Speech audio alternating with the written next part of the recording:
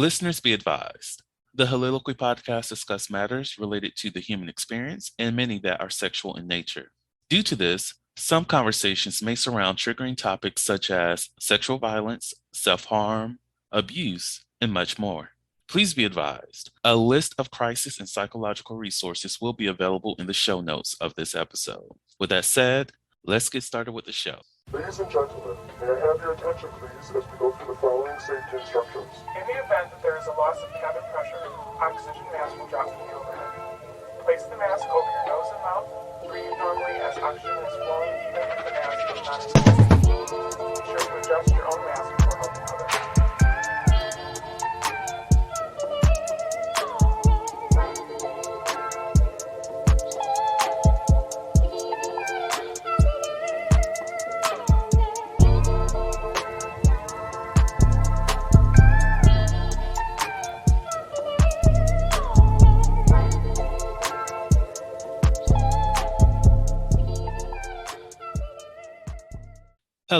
Hello, everyone.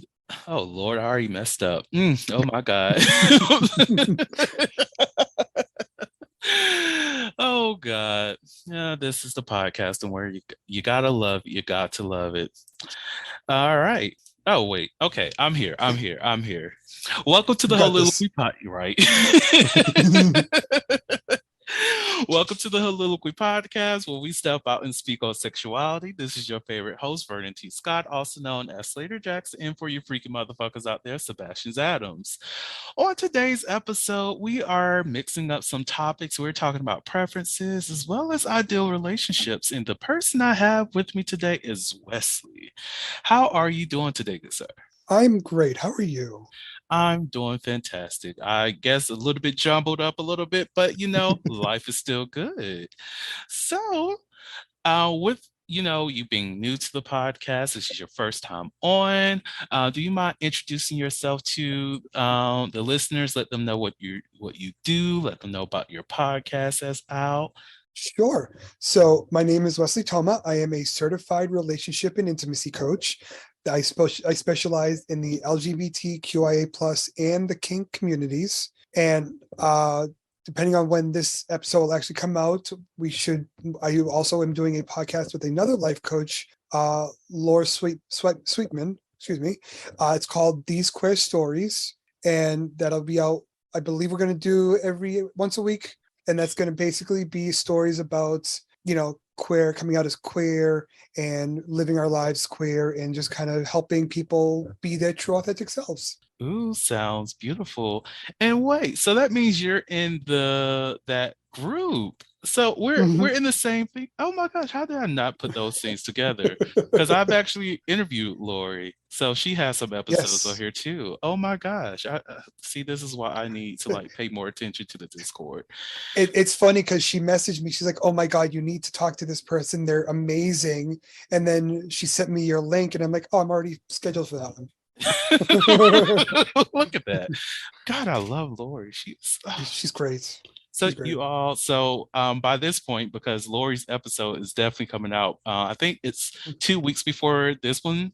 So the listeners would have already listened to her, then they listened to you, and now look, you got mashed together and join them on their platform, listen to their episodes. And I think because this is actually going to be airing in March, and sorry people, it's November right now, technically November. So if you are a fan and you've been around and you know about Hovember, you know what's going on this month. And yes, I am recording. So yes, look at that. That is beautiful. I love it. Okay, so now that we got that out of the way, let's get into the juiciness of this conversation, because I remember in our intake meeting, one of the things that we were talking about is within the kink spectrum, within you meeting with new people, how you match preferences, understanding what their likes, your likes, and having that conversation. What does that look like for somebody who's never been to never engaged in those kind of conversations with the partner, be it outside of kink or incorporating kinks? Well, one thing that I always say is within kink, some of the things we do in kink is I think are very useful for the vanilla world, as we call it, for those normies out there that don't like to have fun when they have sex, I guess. I'm just kidding. Um, We love but vanilla. of course, so a lot of things that we do in kink, and I know I've talked to a lot of kinksters who also agree with this. We are very big on consent. We're very big on communication. We're very big on negotiation. Right? We want to talk through things. I don't. I've been married for 10 years, and I still will negotiate sometimes with my husband. We just opened our relationship recently, and anybody I meet with, I'm having a negotiation, whether we're doing a kink scene or we're just gonna get naked and have fun. I'm gonna negotiate, and a lot of people find that very surprising. When I'm like, no, I don't want to just jump into bed and have sex. I want to know what you want, what are not good to go, what we're not going to do, what are the hard stops, and I want to know what it's going to look like when we're done. Like, are you gonna fuck them and flee, or are we going to talk and cuddle? Like, I want to know this stuff ahead of time so I can prepare for it. Exactly. And like I even find that in whenever I engage with people outside of kink relationships, is that like just having that conversation, like what are your likes, what do you like to do during sex, and the only thing that they can say is like their sexual position, sexual role, or something like that. But I'm like, okay, outside of that, what are some of the things that you like to do to other people, as well as what do you want done to you? Because I want this engagement that we're in to be mutually pleasurable, because I don't want you to feel as though that you're left out, and I'm definitely not going to meet up if I'm going to be left out. I'm just being real. Like I want to make sure that by the end of this exchange we both walk away feeling satisfied.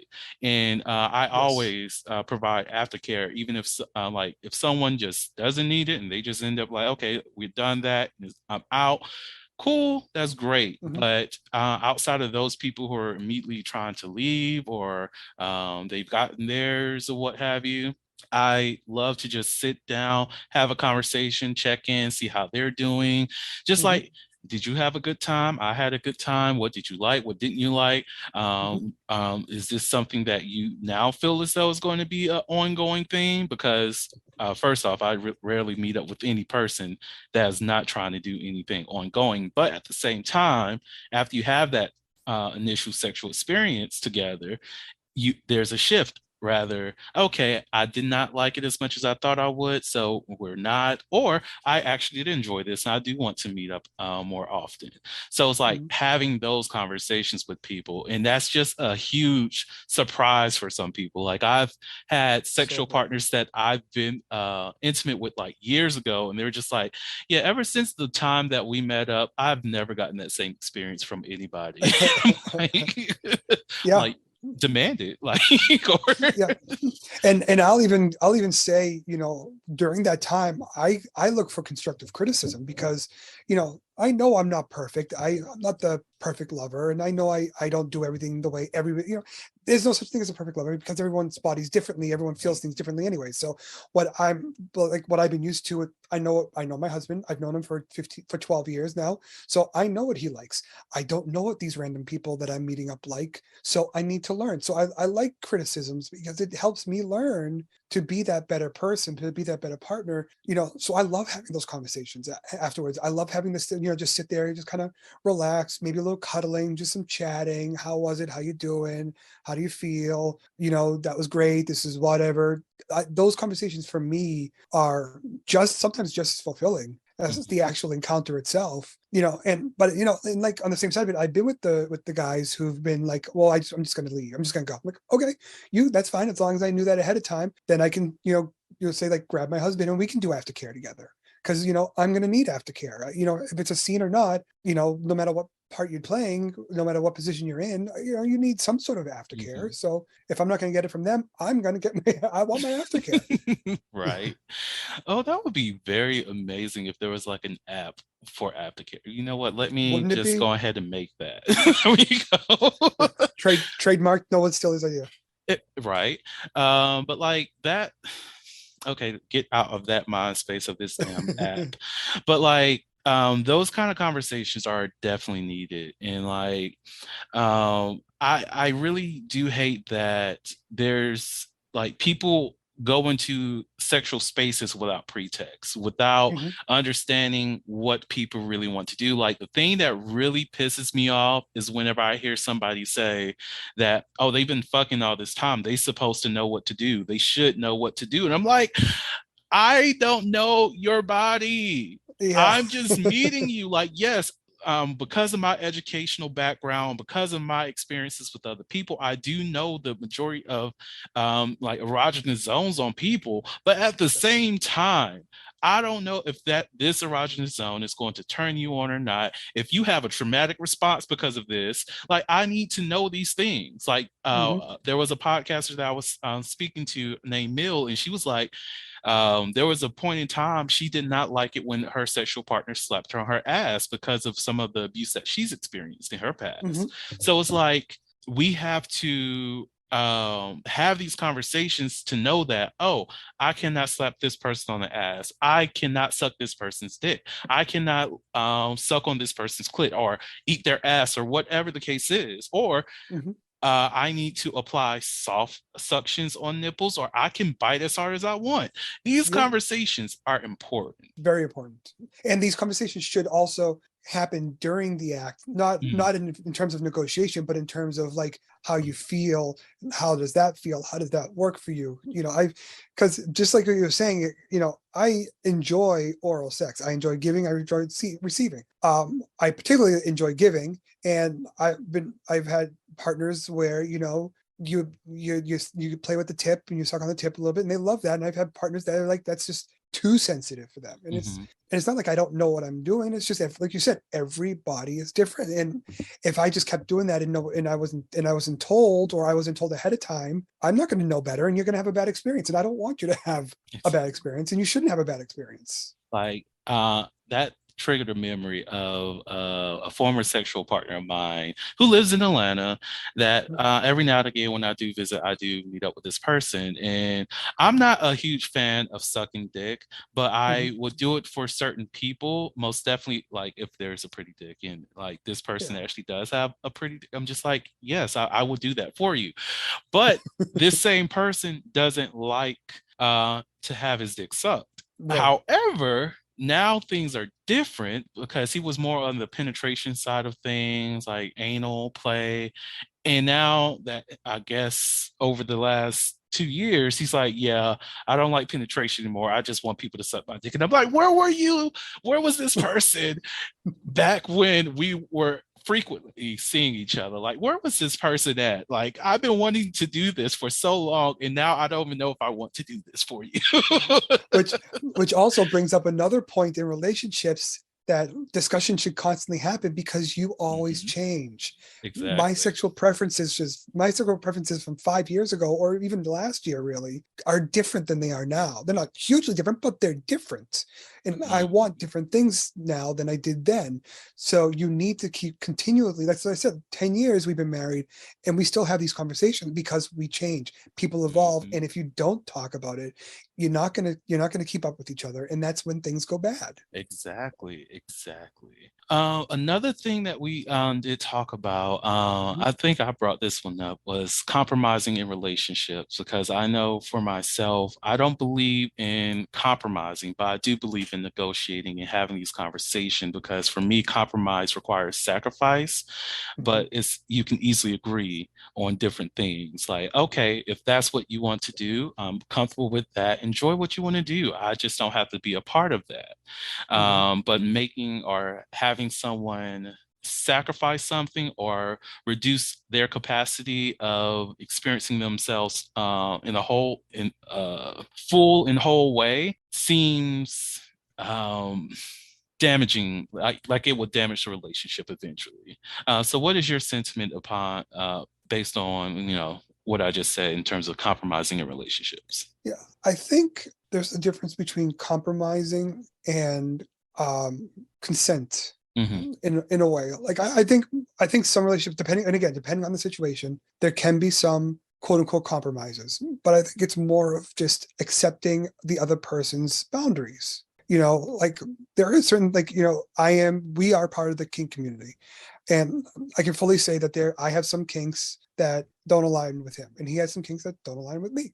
Hmm. And I don't feel like I'm compromising because we haven't done those things, but at the same time, when we do those things, I know that, we're making the effort for the other person because they enjoy it. So I see it as more of like boundaries. Like I know there are certain things there are hard stops that I would like to do, but I know I can't do that.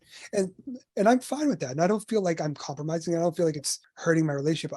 I feel like I'm respecting his boundaries, and he's respecting my boundaries. And, and in a way, that's partially why we opened our relationship, because we were talking about it. We said these things we want. We don't care if we get them, but we do want them. So why don't we find somebody who's willing to do those things for us, since we're not willing to do them for each other? The Soliloquy podcast focuses on the variability of sexual expression. When it comes to sexual expression, we often depend on pornography to illustrate how one must perform sexually. For those who have not learned this by now, the stuff you see in porn is not real. Pornography provides a singular perspective of sexual expression that is not often the reality we see during our own sexual encounters. The Soliloquy podcast is a conversation that takes you outside of the compressed box of what many know about sex. Some of the topics we discuss includes kinks, condom usage, status disclosure, and past sexual experiences. The Soliloquy podcast steps out on sexual norms and recognizes that the norm is not the only normal. Subscribe today and join the conversation. Why don't we find somebody who's willing to do those things for us, since we're not willing to do them for each other, and let somebody who does enjoy that stuff do that stuff. So, so I don't have to, so he doesn't have to. Exactly. So you mentioned that B word. I'm not talking about bitch, but we love a bad bitch. We always love a bad bitch. Who doesn't? Boundaries. So of course, within relationships, boundaries are important. It's definitely important to respect your partner's boundary, and for your partner to respect your boundaries. Boundaries are necessary regardless of what the relationship is, be it family members, friends, co-workers, your intimate partners, children. Boundaries are important, and respecting them regardless of who the person may be is just as important. So how does one set a healthy boundary? That's a tough question to answer, only because I think that it's from my experiences, it's partner to partner. I think the best blanket answer to give would be set the boundaries that you're both comfortable with, and be as honest and open as you can. Because if you're not, then there's a potential of not setting the boundaries where you need them to be.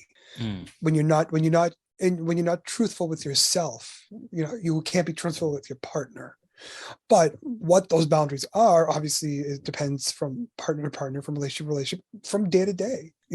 But I think ultimately, as long as you can be truthful to you, and you can be open and honest, and trust each other. Trust each other to accept each other's limitations and not judge each other, then you can set whatever boundaries you need to. And I don't think it's going to be, I don't believe it would ever be an issue. I agree. And I think like most definitely with boundaries and just a boundary conversation, it's like that's another phase of communication and understanding how to communicate with your partner and with those people that you're involved yourself with, and also recognizing that boundaries do change. It's like it's not like a brick wall that's never going to go anywhere. Think of it more like Legos. Sometimes you want to dress it up a different way, add this block, take a block away, or make it into a whole nother design. The boundaries are some things that are meant to change.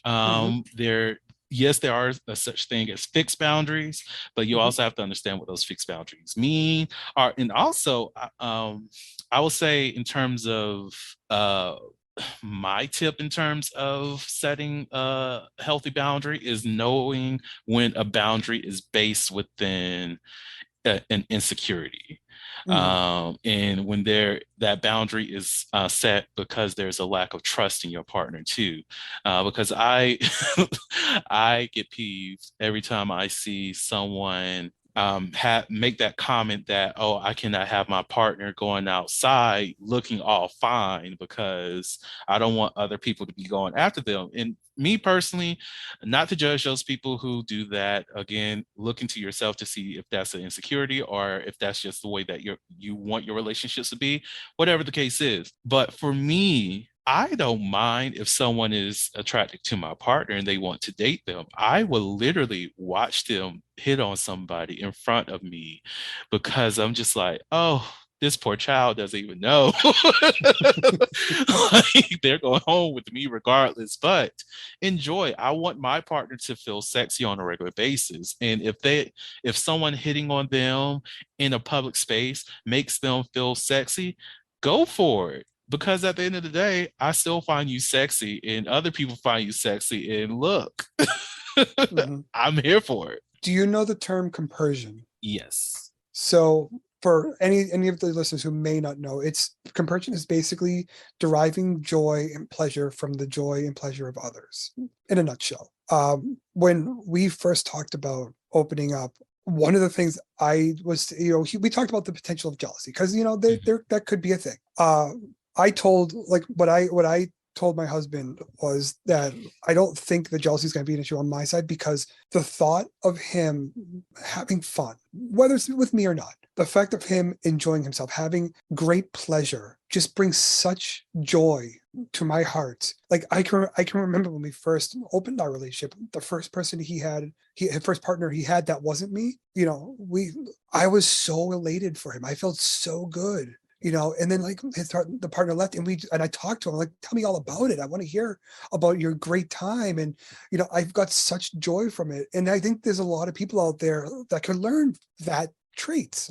Like you said, there are people that I don't want my partner going out all sexy looking because I don't want people looking at, fuck it, that's your partner they're looking at. You should be proud and you should let them be proud to be who they are. And you should be proud that you get to that partner is your partner and you get to be with them, embrace the joy, embrace the compliments, embrace the happiness. And don't let it sour you because what's going to happen if it sours you? It's going to eventually sour the relationship. It's going to end the relationship, and that the partner's just going to go with somebody who's going to treat them differently or not feel so negatively. And it's like nobody wins.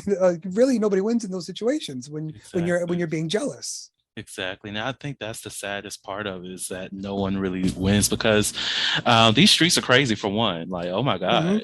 It's a lot of people who are very insecure these days. Yeah. And there's people who are stressed out. There's people who just use sex as, a tool of escape and distraction from everything that they're going on. So there's a lot of energies you have to go against out in these streets these days.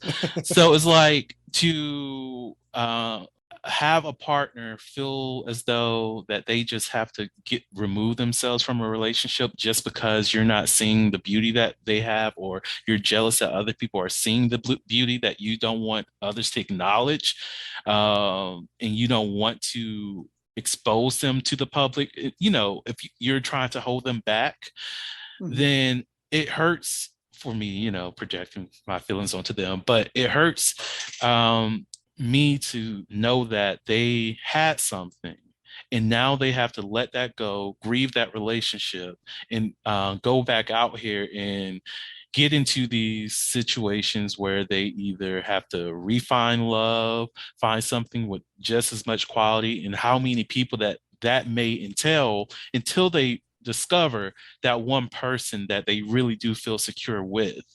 And that in itself is like a little bit heartbreaking. And then the person who caused that to happen, their guilt that they have to hold on to, the insecurity that stems from that because of their self-fulfilling prophecy of that, oh, they're just going to leave me for another person, but they left you because you wouldn't allow them to be beautiful in public.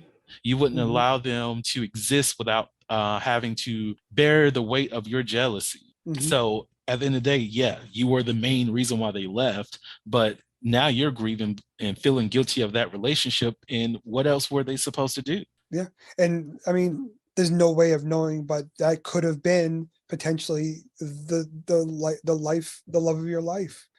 Had you just had a little bit more compersion, a little bit less, insecurity. And I get it. Insecurity it's a big deal. I have insecurities too. I think everyone does.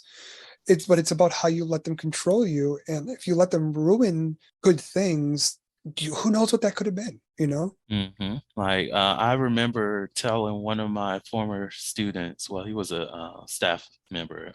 He was working under me. He was in this mindset because there was this young lady who broke his heart. She like slept with his friend, and he really loved this girl and whatnot. And I told him, like, I understand your pain. I understand the hurt that you're feeling because of this act, but that woman, because his mindset is that, oh, I need to go out here and dog these bitches because these bitches is dogging me. So I pretty much was like, look, if you continue on that with that mindset and you go out here and you believe that every woman that you encounter is going to be that same person, that woman who hurt you, and you're so focused on dogging them and dogging them and dogging them, you're going to get to this one young lady who's going to put up with everything that you're doing, want to work things out, want to be with you, want to love you, and show you that I'm not that woman who hurt you. That is going to come to a point where she's broken and leave you. And that's when you realize that this was the one person that you always wanted, but she's no longer going to be comfortable or trust you enough because of the actions that you put her through. And no one can be at fault other than yourself because you wanted to treat her like the woman that hurt you. And just having that conversation made him realize that maybe I probably shouldn't operate in the space of hurt. Yeah, I can tell you a story, and this is kind of advice a story that I usually give with some advice. When I first met my husband, he had recently come out of a very abusive style relationship. It wasn't physically abusive, but it was a very abusive relationship. So he had some certain mindsets about how people treat him, or how he should be treated, or how people react to certain things. And so when we first started dating, I would say something or I would do something, and he would say, well, most people do this or most people do that. And thankfully we could communicate, because we were able to figure out that it was his ex who caused them to have these feelings. And, I would constantly be like, I'm not him. I'm not him. I'm not going to treat you like he did. Not everyone is like that. Yes, there are people like that, and he's not the only one, but I'm not, and so the advice I usually give with that is communication is so important, because had we not had that communication, had we not been able to have those communications, he'd keep a mindset that, when I did certain things, I meant it this way. And then my dream life would have been destroyed because we couldn't talk to each other, because of past injuries. And on top of that, those people who sit there, and it's like your friend who says, well, she dogged me, so all these women dog and whatever, he's going to pass that on to whatever woman he's with. And that it's like a constant never-ending cycle of damage and abuse and insecurities that builds and builds and builds. So you're not just hurting you, you're not just hurting your partner, you're hurting other people too. So don't, it's kind of like they say when something that I had to learn, being, a white guy, we perpetuate a lot of hate as white people. And it's not, I don't do it on purpose, but I know my family and I know where we come from. And I had to accept the fact that, I can perpetuate certain things because of my background. And I had to do everything I could to not be that person. So I kind of, in this kind of a similar vein, it's the same thing. It's like, get past those ideas of the way it should be and get into the ideas of where it needs to be. Yes. And I think that's a good way to tie into the other topic that I wanted to get into, which, because, with the topic of this episode being ideal relationships, you actually mentioned how you don't really like that term of ideal relationships because no relationship is perfect. Because perfect relationships, they really do not exist. They do not. And I definitely do agree with that, because look, things have to be worked on. There's no perfect human being. Therefore, there will never be a perfect relationship. So what is your well, let me just do this. Go off. Like, speak your mind about how perfect relationships do not exist. Rant if Okay. you need to, go all in. You have the floor. All right. Yeah. Like you said, I don't agree with the term perfect relationships. I feel like anything that's considered perfect is flawed just in its perfection. Hmm. I feel like that there's no such thing as perfect. There's no such thing as perfection. There are things that we can perceive as perfect. I definitely don't have the perfect marriage, but I have, in my opinion, a close to perfect marriage for me. Mm-hmm. But that doesn't mean it's a perfect marriage. I'm just content. I'm happy with what it is. So, and it's kind of what goes back, and I keep kind of twisting it into like a slightly political thing. Good. But this goes back into like when I was learning like allyship and DEI, because I'm also very strong in DEI and try to ally as much as I can. One of the things I was taught at the beginning is don't be a good person, be a good-ish person. Good people don't fail. You're gonna fail. Good people are perfect. You're not perfect. Good-ish people make mistakes, learn from their mistakes, and move on. And I think for me, it's the same thing with a relationship. You're not gonna have a perfect relationship. You're gonna make mistakes. The point isn't to not make them. The point is to learn from them and grow from them. Where I don't care how old you are, whether you're 20 or you're 80, you're still learning. You're still growing as a human being. And the second you stop trying to grow and trying to learn and think everything is good as it is when you create this quote unquote perfect relationship in your head. And that's when things start to fall apart. And I love that you mentioned that we are constantly growing, regardless of how old you are, you're still growing, you're still learning, you're still educating yourself. Because one of the things that I refuse to do, okay, sometimes I might slip it up and say it, but I try my best not to call myself grown. Like, I'm not trying to say I'm a grown adult. I like to say that I'm a growing adult because I'm still learning. Like, sometimes I am in a room with a lot more older people and I feel like I'm a 4-year-old because I'm just like, why is everybody here 50? Like, come on. Can we? I'm trying to relate with everybody. I love you people. You are very intelligent people, but at the same time, can we not make me feel like I'm a child right now? Like, I have degrees on degrees. Can we not make me feel like a child? Yeah. But like those kind of things. But even being in those spaces and learning from these people is showing that I'm still growing, that I'm still moving to a different space than I was yesterday. And to put a cap on that and limit yourself does nothing but hurt you in the end.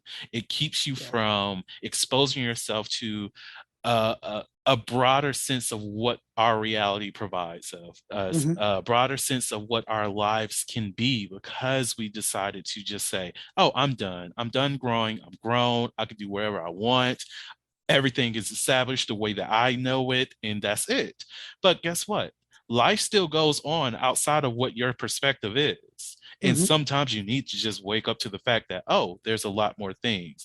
Yesterday, Pluto was a planet. Oh, today it's a dwarf star. Oh, wait, now it's just a dwarf planet. Oh, wait, it might be something else. It's a comet. What? Yeah.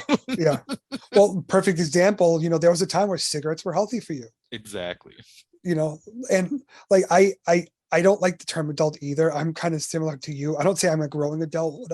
I turn into a verb. I say I'm adulting. Yes. And it's because that's what it is for me. It's not being, I don't think you are. Honestly, I still look at myself as the 12-year-old that doesn't know what the hell he's doing, just in a man's body that has responsibilities and a job.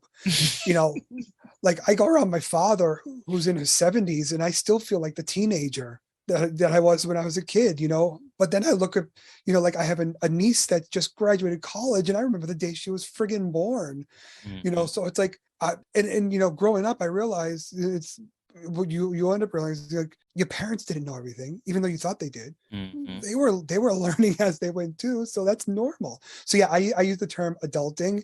And I think, like I said, you're always learning, because when you look at like bigotry and hypocrisy and ignorance, those are the people who stop trying to learn. Those are the people who stop trying to grow. They shut themselves off to growth, and that's what stems, and that's what creates that. Yes, and I'm glad that you mentioned that, because the first thing that came to my mind was tradition. And not that I don't like the term, or I don't like traditions, like traditional like behaviors, events, and things like that, but I hate whenever I'm in like a place of work and we're just like, oh, this is just a tradition. But I'm just like, why can we not find an innovative way to embrace this tradition and still be inclusive of everybody, make sure that our voices are heard, to make sure that we're up to standard with a lot of things. Like, we don't have to stick to the traditional thing. That is just putting a cap on it. Like, how can we, like, if there's a festival, a traditional festival, that's great. We can do that. But when it comes to human behavior and we're trying to say, oh, this is the tradition, humans change every single day. Like, we evolve every single day. Like, our genetic code changes with everything that we do on every single day. So why should we try to make human behavior fit into one box? Yeah, I hate when people say, oh, well, he's from a different time, or she's from a different time. Like, that's bullshit, you know. And there was a time when I believed that, but that was when I was young and ignorant and stupid. Now that I'm older and I'm the age of these people who are from a different time, I realize, like, people I know and people I associate with are willing to learn, are willing to grow. That doesn't make sense. And here's another good example. Before life coaching, you know, in another life, I worked in a tech company, and one of the things I was trying to do was promote the change of language. Because for those who don't know anything about the tech world, there's a lot of very problematic language derived from the tech world that kind of came up from the beginning, you know, terms that they're not comfortable, at least for me, and they're not comfortable for a lot of time. And even out of tech world, if it's anything, that's a perfect example is, you know, when you whitelist or blacklist something, it's a very, you know, blacklist is bad, whitelist is good. And that came from, you know, racism and slavery and all that stuff in the past. That's where those terms derive from. So I was trying to work with my company, say, hey, let's change some of these terms. You know, white hat hackers, black hat hackers, you know, whitelist, blacklist. You know, we use a term when you talk about, you know, not as much anymore because hardware is different. But when you look at a computer, at one time you would have the master hard drive and a slave hard drive.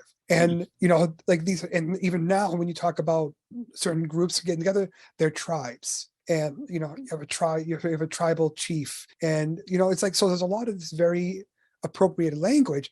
I reached out to somebody in my company and say, hey, I'm just a nobody, but can we talk about this? And they that's what they literally said. Like, well, this is traditional language. There's nothing we can do about it. And I was like, well, no, when you talk like that, there's nothing you can do about it. Yeah, but there's nothing we can do about it. But then I was like, well, look at some of these other companies, because at the time, you know, you look at some of these other tech companies and they've made some of the changes I was suggesting. You know, it was in the news years ago that they made these changes, and I'm like, they did it. So that's a stupid that holds no water. That statement holds no water because it can be changed. We just need to affect change. Exactly. Oh my gosh. Now I'm thinking about my days in housing, and like, because like on the university campus, whenever there's the split up between residence halls, like, oh, you have to have the all male, all female, and then because you know, me being me, I'm like, so what do we do when it comes to transgender students?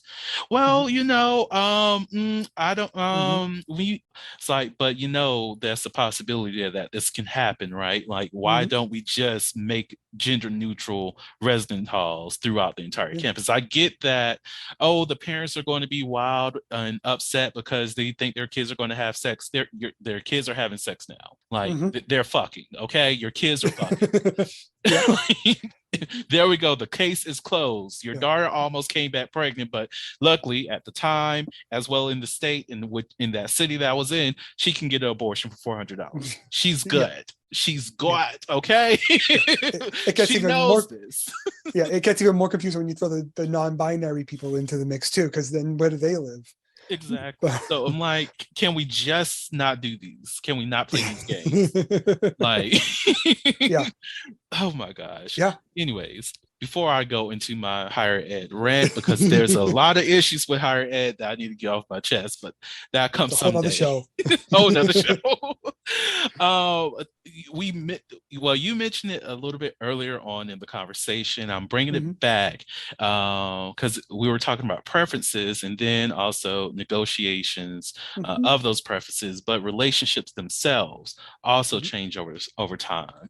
What are some of the things I know, like most definitely with you opening up your relationship with your husband, and then like even with some of the clients that you've seen, mhm. what are some of the changes that you've noticed that some people have experienced, expressed to you, or you've experienced in terms of like where they were before and where they are today? Yeah. So without giving too much away from about clients, because obviously I don't want to Yeah. give too much away. I'll give an example from my life. Because and this is something I like tell people because as a coach, I I coach from experience. Hmm. I want people to understand that it's like, yes, I coach to the LGBTQIA plus and the kink communities. I coach to them because I'm part of them. I understand them and I've been there. And I'm very, I sometimes will do education as well. And when I do that, I'm very strong on negotiation and consent. And that's because that's something that I know, because that's something I personally had to learn myself. When I first met my husband, I come from a very, very white, very Republican family who never talked about their feelings. And if you went to a therapist, you were weak. This is the mindset we had. I'm sorry. So I've grown up. Luckily, I've gotten out of it. But yeah, so when I met him, that was kind of where my mind was. He's very different than that. He's he's more like a socialist, and he's like, Greenpeace, and capitalism is terrible, and all cops are bad, and this is who he was, and this is everything that I was like, this is not me. But through being with him, and he taught me to communicate, Hmm. because I didn't know how to do it. I didn't know how to communicate. He taught me how to communicate. Or I shouldn't say taught me, but he allowed me to be comfortable and truthful and honest with myself, so I could be comfortable, truthful, and honest with him. Hmm. And he did it in a way that was judgment free. So because of him, I learned communication. I learned the idea that it's constant. It's not just like you do it once and it's over. It's daily, sometimes hourly. And because of him, like, when we first met, we were both very vanilla. We had ideas of kink, but we were very vanilla. But because we gained that comfort and that judgment free zone with each other so well, we were comfortable and willing enough to say, hey, these are some things I've been wanting to try for a while. How do you feel? Let's try it. Now we're fully into the kink community, and that's something that I learned while being with him. And when I became a life coach, it was honestly, and I will say this, I say this in pretty much every interview, and I'll say it to the day I die. The only reason I feel like I can do what I do is because he showed me what it was like to be, to do it correctly. And he kind of brought me into the light and kind of nurtured me to grow, to help me grow. So I say all that to say, coming from a very white, very Republican background, that therapy was weakness. I love a good cry now, and I can Yes. I can learn. I've learned from my past. I've learned from my upbringing, and I've become a better person because of it. And not because of my upbringing, but because of my learning. Actually, no, I'll rephrase that. I think I have become a better person from my upbringing because I learned what I don't want to be Mm. from my upbringing. I look at my parents and I look at my family. I think I never want to be that just like that. I want to be better. So yeah, I think I did learn from that. But I think I did learn a lot from him, and I think I learned a lot from being in a relationship where we were truthful, honest, and upfront and judgment free with each other, so we could get to those points in our relationship where we can say, hey, this is how I feel, this is what I think, this is my feelings on that, this is what I want to try, and not feel like either of us is gonna be made fun of or judged or looked down upon because we want to try something quote unquote weird or different.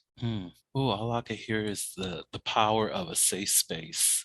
Oh, you have no idea. Oh, Like, and And it's a safe space is frightening to any person who's never experienced one. I mean, in And fairness, a safe space can be frightening to people who have experienced them too, because it's a lot of vulnerability there. that's true. Because when I think about when I engage with people and I let them know, hey, I'm not going to judge you, or even giving people, letting them know that you can say no, like you have Mhm. the permission to say no, because some Yes. people don't believe that it's okay for them to say no to certain things, or like they don't want to let somebody down, or they feel like if they reject somebody it makes them a bad person. I'm like, no, say no. It's, I want you to Mhm. give me this feedback, let me know, like if, like myself, if someone's not interested in me or what have you, I want you to just say it. I'm not going to be hurt by that. That lets me Yeah. know, okay, do not engage, or oh, we cannot do this specific sexual act because you're not comfortable with that, and I'm not going to force you into doing that. Yeah. Or if you like, even with my regular, one of the conversations we had earlier on, because I told him, like, for me, for if you're looking for a friends with benefits, and I believe in being a friend with this person, so I'm going to ask you about your life. I'm going to ask you about what's going on and have these conversations with you, because I actually do want to build that friendship with you. 100%. And he mentioned that, oh no, I don't like, this is after a while. It's like, I don't like it when you ask me these personal questions. I'm like, okay, well, let's change this, verbiage that we're using. At least for myself, we can just be fuck buddies, and Mhm. we can just leave this at surface level conversations and sex. I'm comfortable with that. That's perfectly fine with me. At least now I know what your boundaries are. And Mhm. like, not I don't really get that level of conversation or communication with the general person, because they're either too uncomfortable to have these conversations, or they don't have that permission. They feel as though they don't have that permission, or they're afraid of the space that they're in to approach vulnerability with another person. Mhm. Yeah. It's, since I've, like I said, we are newly open, but because of that, I've been on the dating field, and God, it's as bad as it was when I was in my 20s. Probably worse, because now we have all these apps where, you can just get unsolicited dick pics like every 5 seconds. Oh my God. But I people, it's funny how some people, when in my profiles I say I'm looking for friends, preferably with benefits. I want to get to know a person because random hookups are not my thing, and I feel like a better connection when there is a connection. Mhm. Intimacy is better for me when there is the connection. If assuming some of these guys even read the profile, they come into this, and when they realize that when I said friends with benefits, I actually meant friends who may happen to sleep with each other, Mhm. and it was going to be more than just, like you said, surface and then hook up. They're gone. They're just gone. Like I'm talking to this one guy right now, and we've been talking for a couple of weeks now. We're actually going on our first date on Friday, and we have not yet at all, like in the last couple of weeks, it's never gone sexual. It's never gone into like sexting or talking about anything. I think at the very beginning we may have mentioned what our ideal preferences are, but then from there it's just been strictly getting to know each other. Mm. And for me, it's been so fulfilling to have that, because it's like that's what I'm looking for. That's what I want. And I know, like, even with how I engage with some people on the apps and whatnot, I really do look into conversations, because being, I do consider myself a conversationalist, because look, we're on the we're having a conversation on the podcast. Look, Yeah.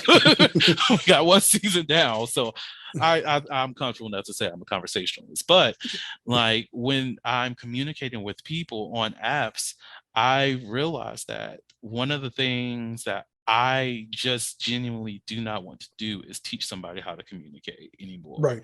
Like, there was a point in time where I will be like, hey, okay, I'm trying to figure out what you're saying. This did not come across the way that I was receiving it. Like, what can we do together to ensure that we are communicating just fine? Like, give them the language so that it betters our communication with each other. But these days, I'm just like, I just cannot do it anymore because of having to do that on a ongoing basis for so long. It gets tiring. And I know that's kind of bad on my side because it's like you cannot ask for a communicator if you are not willing to give that service to somebody. But I'm also of that mindset. I prefer somebody that's already built. So if I could find someone that's built, we're good. Yeah. I mean, it's so funny for me because I do sex education because I am a coach. I'm basically teaching people how to communicate on a regular basis anyways. So when it comes to a relationship, for me, it doesn't bother me as much, but I like there to be at least a certain level of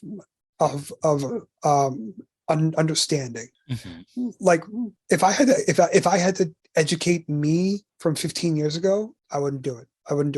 But if I could find someone who has a base understanding that I can work off of, I'm happy to do it. And I think, well, to bring it back to relationships, I think when it comes to relationships, if you find that person that you communicate with, sometimes it is worth going the extra mile to kind of fill in those gaps. But, you're not going to have those relationships if you're coming from different areas, different places, completely different places.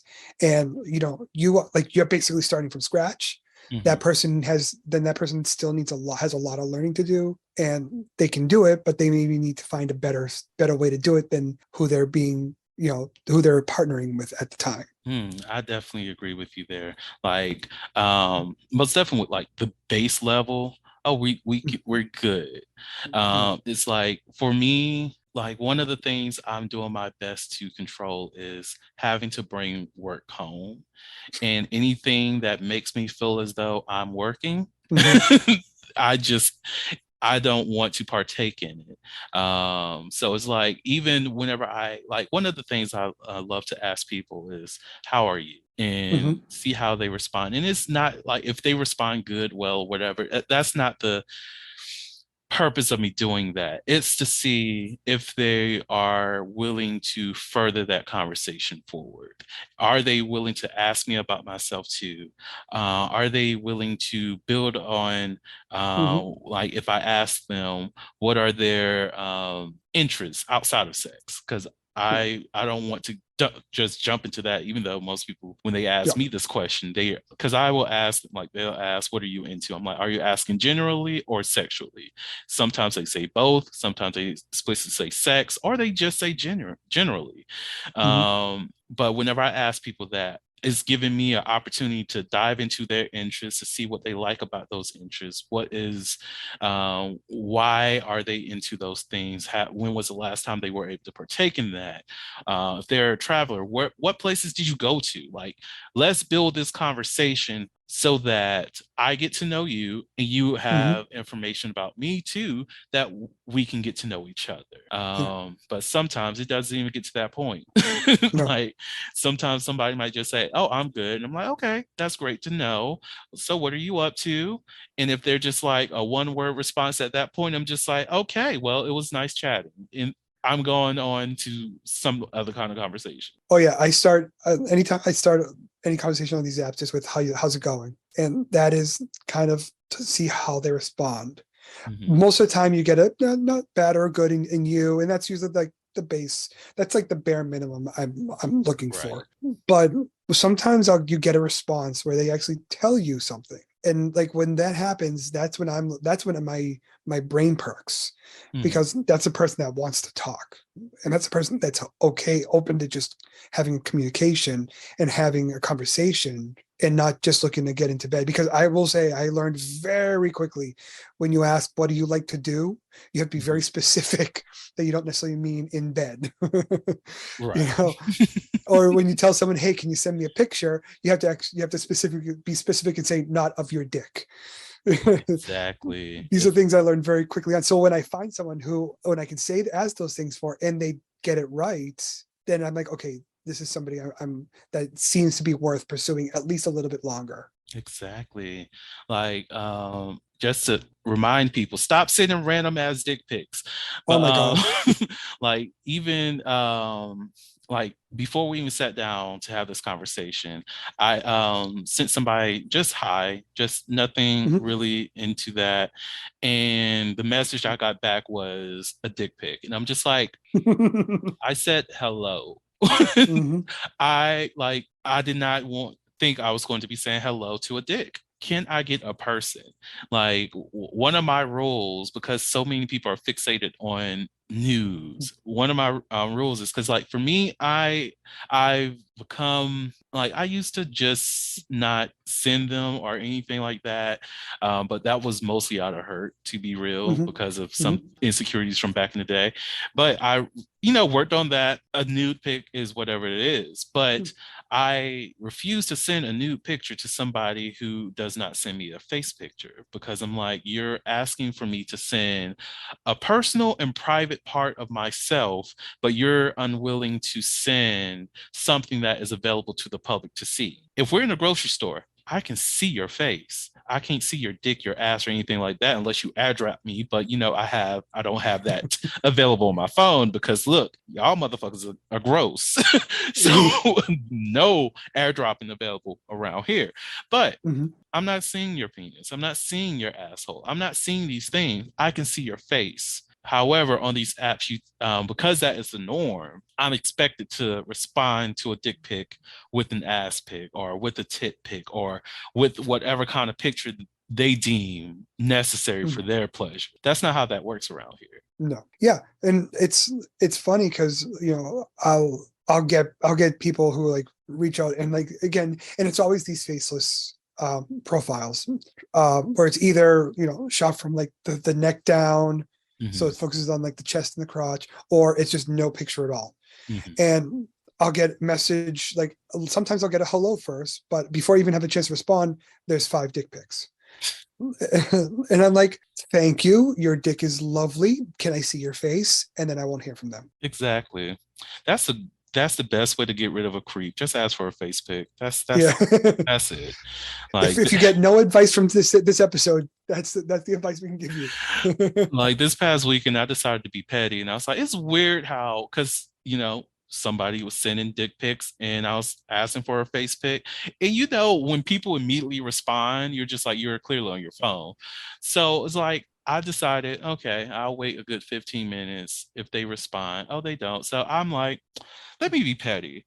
So I was like, it's weird how when you ask for a face pic, people instantly disappear. And then they're like, oh no, I was at work, blah, blah, blah, blah. You cool with sending the nude? I was like, no, I already told you I need a Yeah. face pic. Glad to know that struck a nerve.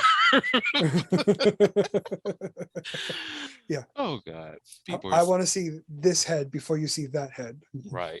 But I will admit, I do like a good torso photo. I really I do. mean, who But doesn't like a good 6-pack? I'm a body lover. So it's like Me too. regardless of what it is, like my exception, because some people are very DL and all this other stuff. I'm like, okay, if you can send me a body pic, I don't really care what size you are, because I like all sizes. So it's Mhm. like if I have a physical reaction or arousal from the body pic that you send me, we can meet up. Mm. But still don't ask for that nude, because you're not getting that without a face. Yeah, I'm all fine for seeing the profiles without the faces in it. I get being discreet. I get it. It's fine. But when we're in private DMs, I'm not gonna. What am I gonna do? Go in and just post your photo. I met this person on Grinder, and this is what they look like. Come on. Right. I'm like, we're in 2022. People are not outing people like that anymore. Then I had to tell somebody, like, the only people that I know, that I've seen online that have been outed were people who either abused somebody, lied about their Mhm. status, and they ended up catching something. That's the only Mhm. time someone's ever been outed, or if it was a woman. Only Mhm. time. But Mhm. I'm like, most of the people that I've experienced online, offline, who were talking about anybody's business, those were the only reasons. Like, and I'm Yeah. like, I don't care enough to post about our interactions online, because one, I don't care for like, of course, I'm on the podcast talk about my sex life all the time, but they don't even know exactly who the fuck I'm fucking. Yeah. Yeah. They don't need to. Not at all. Not one damn. No. But anyways, We are running out of time, so I'm going to do one never have I ever before we end Okay. this episode. So, never have I ever had sex without any kissing involved. I have never done that. Really? Really? I came close once, but it was one of those fuck 'em and flee type of situations. He specifically said, I don't do kissing. He's like, I just don't do it. I'm like, oh, okay, I get it. It can be very intimate. But we never got together. So I'm very much I'm a tactile person myself. Like I need to kiss, I need to cuddle, I need to caress, I need to touch, I need to smell. These are things that I need to enjoy myself. So yeah, no, I've never done that. I don't think I ever want to either, to be honest. I have. And it's not that I'm not willing to kiss people during sex. I just have to have a sense of passion with somebody if I want to kiss them. Like every now and again, like with my regular, we have not kissed. But sometimes during sex, I'm just like, I could probably kiss them. Actually, there was somebody I recently hooked up with during November. And this person I extremely want to kiss, but I did not want to push that boundary with them because I didn't know if they are into kissing. But the way that we were looking into each other's eyes, and I'm just like, you are putting your lips right here too frequently. And I'm just like, can I just like turn my face over and just like, what are you trying to do, good sir? What is going on here? Because the energy I'm feeling is telling me that what's up? But other than that, I like that person definitely wanted to kiss. There's people in the past that I've made out with during sex and things like that, but I'll say a majority of my sexual experiences without kissing. And you know what? To put a little bow on the episode, that's why you need to negotiate. I agree. Good point. Well, now that the episode is over, Wesley, do you have any last words that you would like to share with the audience before I close this out? Just don't. I live by the Wheaton rule, which is don't be a dick. I think everybody can learn from that, but I think also on top of that, trust yourself, trust your feelings, and trust your partners. Not everyone is perfect. Not everyone's going to be perfect. Nobody's perfect. We know that. We already talked about that. We're gonna make mistakes. It's okay. Don't let it bother you. Learn from it. Give yourself the grace. Give your partner the grace to make a mistake and to learn from those mistakes and then grow from it. Absorb that message, everyone. Wesley, thank you so much for being on the podcast. I greatly appreciate you. And to the audience, thank you all so much for listening to the Soliloquy podcast, where we step out and speak on sexuality. And just in case no one else told you this today, you are beautiful, you are worthy of happiness and joy, you are enough and then some. You may not live up to the expectations of others, but that is okay. You are only required to walk in your own shoes. May each day you live lead you towards abundance. With that said, love you all and see you next episode. Bye. Thank you for listening to the Soliloquy podcast, where we step out and speak on sexuality. You can subscribe to the podcast through your favorite podcasting app and find us on the web at www.soliloquy.com. That's www.heauxliloquy.com. Share the podcast with your friends and join the conversation.